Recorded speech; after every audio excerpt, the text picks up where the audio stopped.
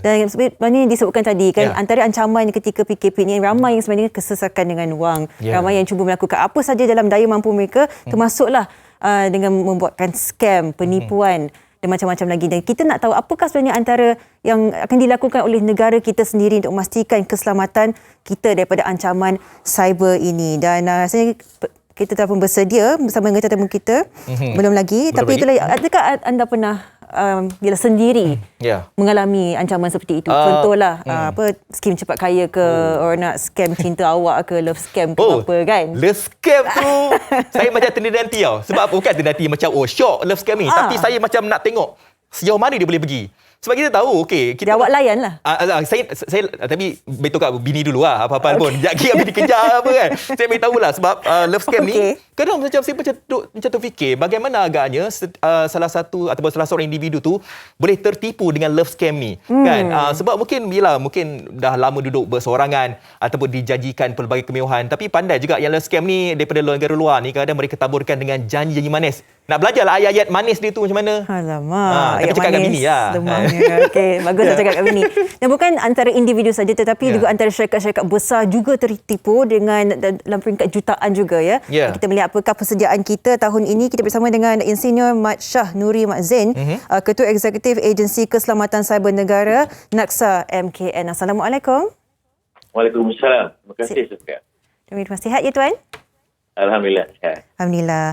Mungkin nak kongsikan kita sedikit sebanyak perincian persediaan kerajaan kita dalam melancarkan Strategi Keselamatan Cyber Malaysia MCSS 2020 ke 2024 pada 12 Oktober 2020 dalam persediaan menangani ancaman cyber yang kian lama kita melihat semakin membuas. Mungkin nak kongsikan sedikit apakah perancangan kita.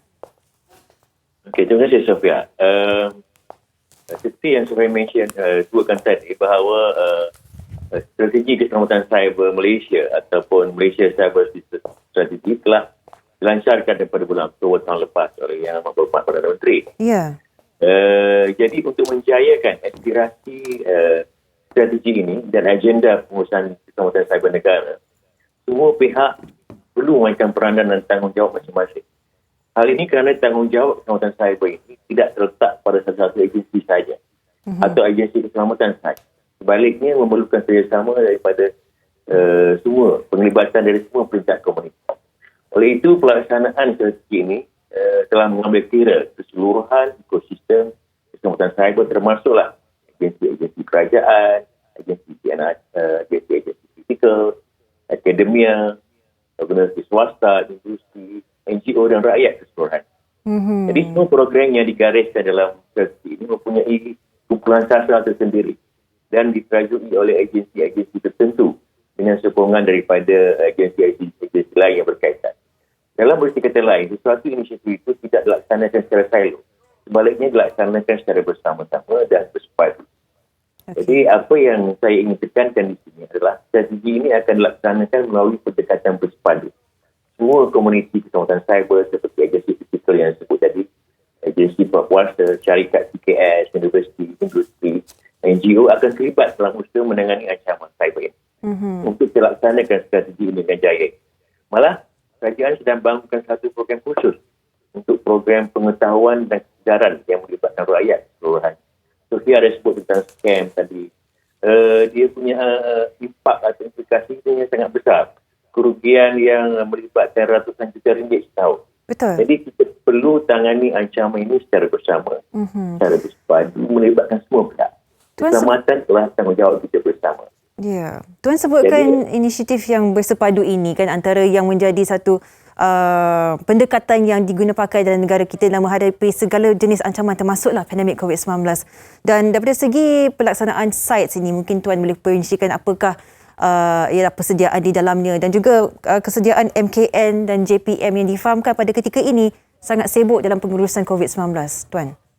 Okey, program SciDesk yang mention tadi adalah salah satu daripada 113 program yang kita telah gariskan masa tadi.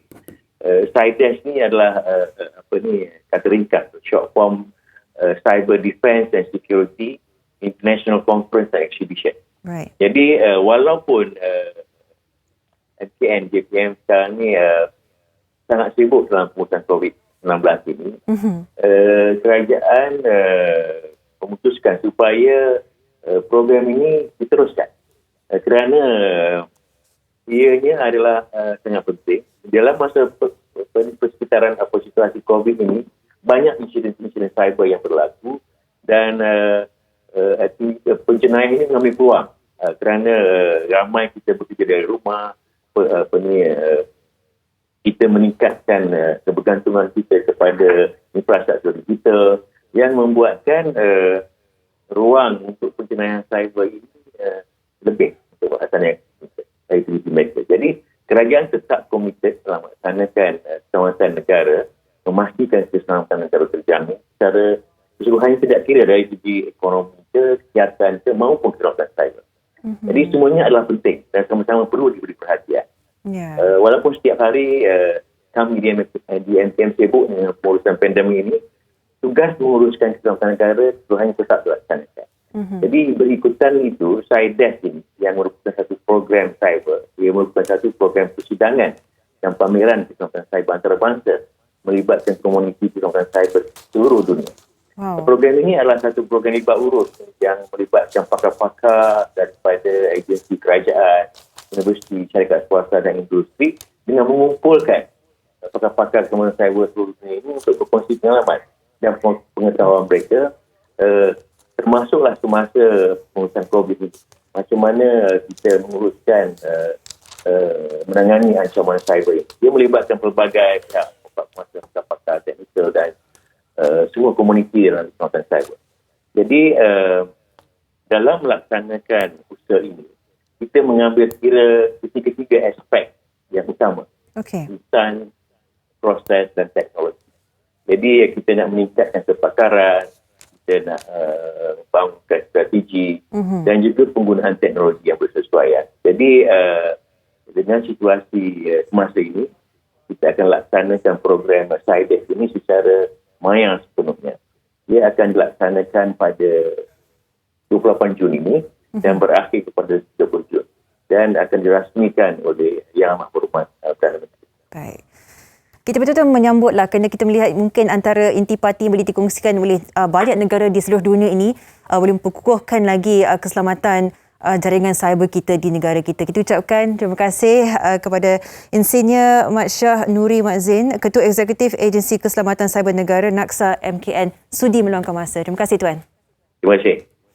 Itulah antaranya yang boleh kita kongsikan hari ini. Kita harapkan agar jaringan keselamatan cyber kita terus dimantapkan kerana kita melihat sendiri ya.